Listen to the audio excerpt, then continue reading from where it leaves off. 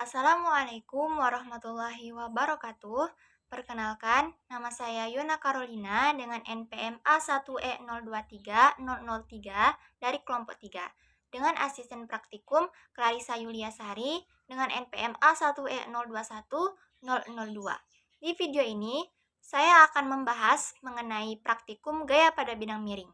Praktikum gaya pada bidang miring ini bertujuan untuk menyelidiki sifat-sifat gaya mekanis pada bidang miring.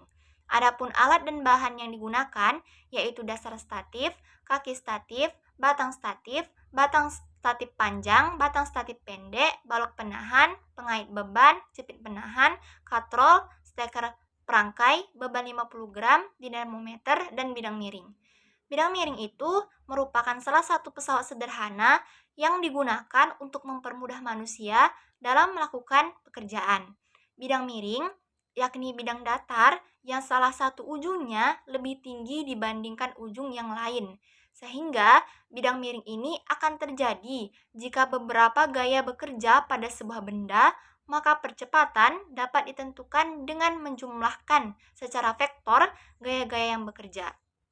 Nah, gaya itu merupakan tarikan ataupun dorongan yang memiliki arah gaya bisa memunculkan transformasi dan gaya bisa dilakukan pengukuran.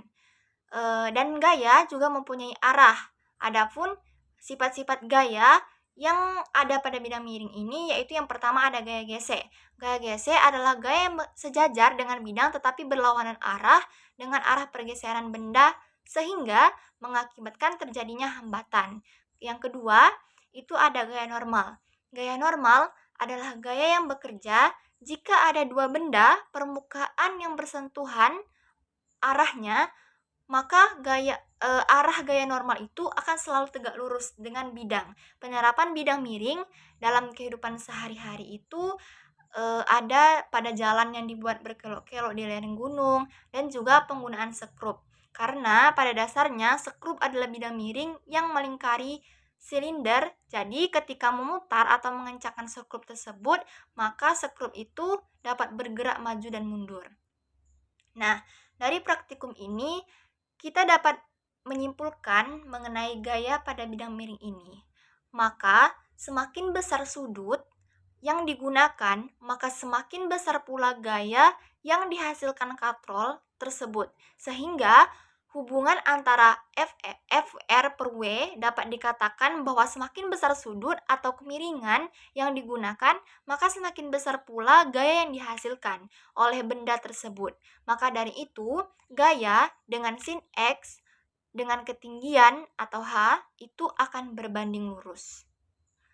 Demikian penjelasan video praktikum mengenai gaya pada bidang miring dari saya. Saya akhiri. Wassalamualaikum warahmatullahi wabarakatuh.